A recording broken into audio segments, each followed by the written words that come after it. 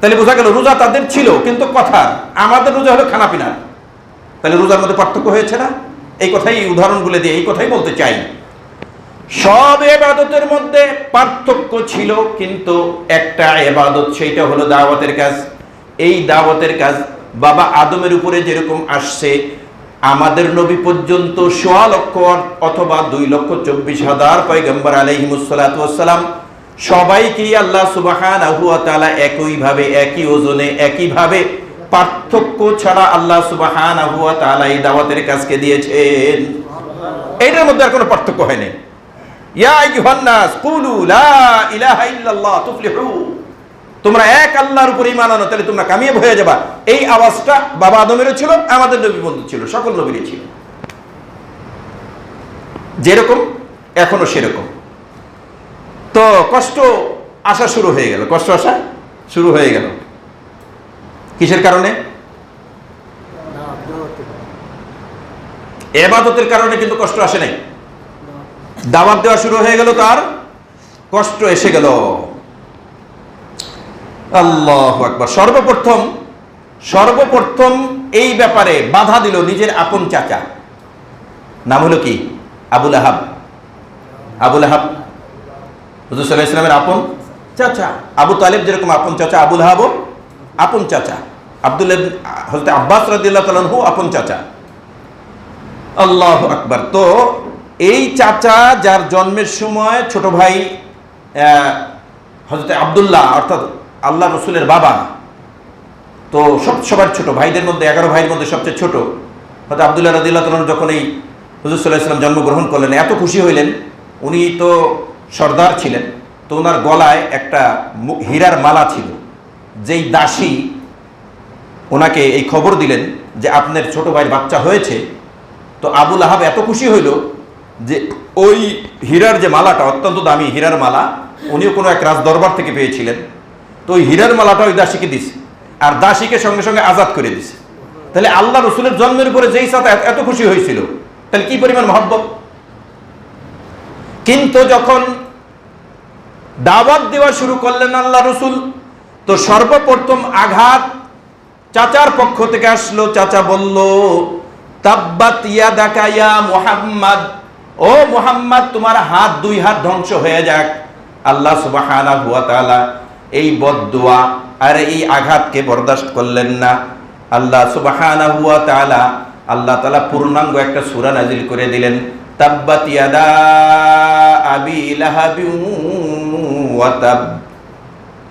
আরে মুহাম্মাদের হাত কি নষ্ট হবে? তুমি আপন চাচা হয়ে তাকে কেন বদদুয়া করলে? তোমার হাতটা নষ্ট হয়ে যাক, আবুল আহাবের হাত নষ্ট হয়ে যাক। তাব্বাত ইয়াদা আবি লাহাব, আবুল আহাবের হাত নষ্ট হয়ে যাক, ধ্বংস হয়ে যাক। আল্লাহ দেখছেন তো আঘাত আসা শুরু করেছে, তাই না? আল্লাহ। হ্যাঁ, আল্লামা ইকবাল সাহেব রহমাতুল্লাহি আলাইহি উনি খুব সুন্দর করে বলেছেন, বলো গো मैं तुम्हारे लिए दौलते इस्लाम लाया हूँ, जो इब्राहिम लाए थे वही पैगाम लाया हूँ। ও আরবের মানুষ, আমি তো তোমরা ইব্রাহিম হিসেবে দাবি করো। মক্কার লোকেরা বলতো আমরা হলাম মিল্লাতা ইব্রাহিমের লোক, এই কথা দাবি করতো, আবার শিরিকও করতো। এই কথা দাবি করতো, আবার মূর্তির পূজাও করতো। মক্কার কাফেরেরা তারা দাবি করতো যে আমরা হলাম ইব্রাহিমি। তো হুজুর সাল্লাল্লাহু আলাইহি সাল্লাম বলতেছেন, ও লোকেরা শোনো, আমি তো তোমাদের জন্য দৌলতে ইসলাম তোমাদের সামনে নিয়ে এসেছি। ইসলামের মতো দৌলত আমি তোমাদের সামনে নিয়ে এসেছি। আর কি? जो इब्राहिम लाए थे वही पैगाम लाया हूँ। তোমরা যে ইব্রাহিমী দাবি করো, সেই ইব্রাহিম আলাইহিমুস সালাতু ওয়াস সালাম যেই পয়গাম দুনিয়ার বাসীর সামনে নিয়ে এসেছিলেন, সেই পয়গামই তো আমি তোমাদের সামনে পেশ করতেছি। আল্লাহু আকবার। সেজন্য আহসানে আমল, আল্লাযী খালাকাল মাউতা, মৌতের ব্যাপারে আল্লাহ তাআলা কোরআন মাজিদের মধ্যে অনেক আয়াত আল্লাহ তাআলা মৃত্যু সম্পর্কে বলেছেন। আল্লাহ বলেন, কুল্লু নাফসিন যায়িকাতুল মাউত সুম্মা ইলাইনা তুরজাউন। সূরা আনকাবুত 57 নম্বর আয়াত আল্লাহ বলেন, কুল্লু নাফসিন, প্রত্যেক নফস, প্রত্যেক ব্যক্তি, যায়িকাতুল মাউত, মৃত্যুর স্বাদ গ্রহণ করতে হবে। সুম্মা ইলাইনা তুরজাউন, অতঃপর সকলকেই আমার নিকটে ফিরে আসতে হবে। কার নিকটে ফিরে যেতে হবে? কেউ কি থাকতে পারবে নাকি? দুনিয়াতে অনেকেই ভাবে থাকলাম না, কবরে গেলাম, মইরা বাঁচছে। মইরা কি বাঁচছে নাকি? শুরু হইল কেবল। মইরা কি বাঁচছে? আপাতত দুনিয়ার গাম গুমের কাজ করা লাগলো না, ঘাস কাটা লাগলো না, গরু দেখা লাগলো না, অফিসে যাওয়া লাগলো না, দোকান খোলা লাগলো না। এইটা কি আখেরাতের কবরের আযাবের তুলনায়, আখেরাতের বিভিন্ন ধরনের যে মঞ্জার আছে সেটার তুলনায় এটা তো কিছুই না। শুরু হলো কেবল একটা জগৎ, যেই জগতের শুরু আছে আর কোনো শেষ নাই। আল্লাহু আকবার। আল্লাহ সুবহানাহু ওয়া তাআলা অন্যত্র বলেন, কুল ইন্নাল মাউতাল্লাযী তাফিররুনা মিনহু ফাইন্নাহু মুলাকীকুম সুম্মা তুরাদ্দুনা ইলা আলিমিল গায়বি ওয়াশ শাহাদাতি ফায়ুনাব্বিউকুম বিমা কুনতুম তা'মালুন। ও নবী আপনি বলেন, কুল ইন্নাল মাউতাল্লাযী, ও নবী আপনি বললেন, ইন্নাল মাউতাল্লাযী, নিশ্চয় মৃত্যু যেইটার থেকে, তাফিররুনা মিনহু, যেই মৃত্যু থেকে তোমরা ভাগতেছো। মৃত্যু হইতে কেউ চায় না।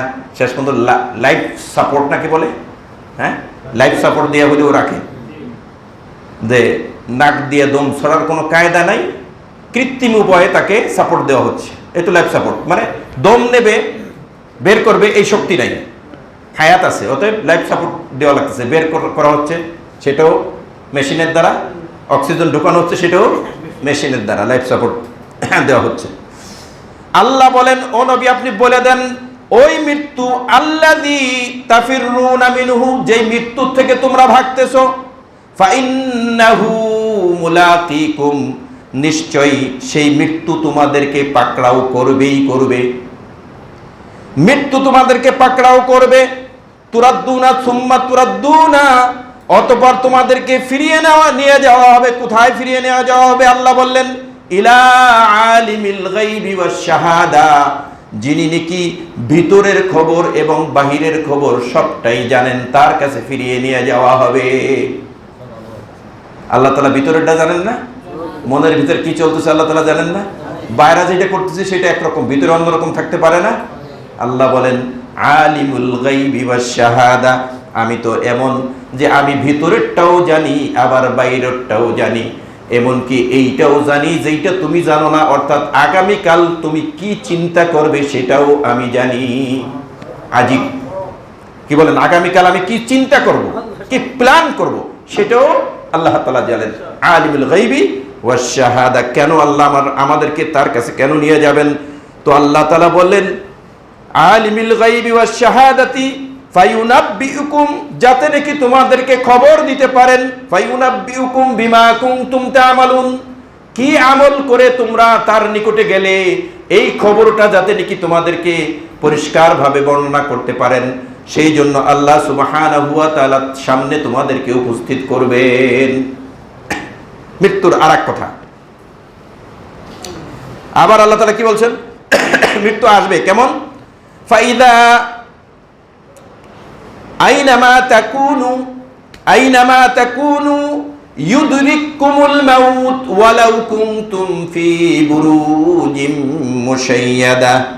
তোমরা আইনামা তাকুনু ইউদরিকুমুল মাউত, তোমরা যেখানেই থাকো না কেন, ইউদরিকুম, তোমাদেরকে ধরবে, আল মাউতা, মৃত্যু, ওয়ালাউ কুনতুম ফি বুরুজিম মুশাইয়াদা, আসমানের মতো মোটা করে যদি একটা গম্বুজ বানাও, দুনিয়ার সকল লোহা দিয়ে যদি সেইটার মধ্যে ঢালাইয়ের মধ্যে ঢুকাইয়া দাও, এইটা দিয়ে একদম পুরা করে মোটা করে যদি একটা গম্বুজ বানাও, বুরুজ মানে গম্বুজ, গম্বুজ বানাও, আর সেইটার মধ্যে অক্সিজেন ইত্যাদি নিয়ে যদি বসবাস করতে থাকো, তোমার উদ্দেশ্য হলো আজরাইল আর মৃত্যু যাতে নাকি এখানে না ঢোকে। আল্লাহ বলেন যতই কায়দা করো না কেন, আইনামা তাকুনু, যেখানেই তুমি থাকো না কেন, ইউদরিকুমুল মাউত, তোমাকে মৃত্যু পাকড়াও করবে। এমন কি ওয়ালাউ কুনতুম ফি বুরুজিম মুশাইয়াদা, যদিও তুমি খুব মোটা আকারের শক্ত গম্বুজের মধ্যে আত্মগোপন করো না কেন।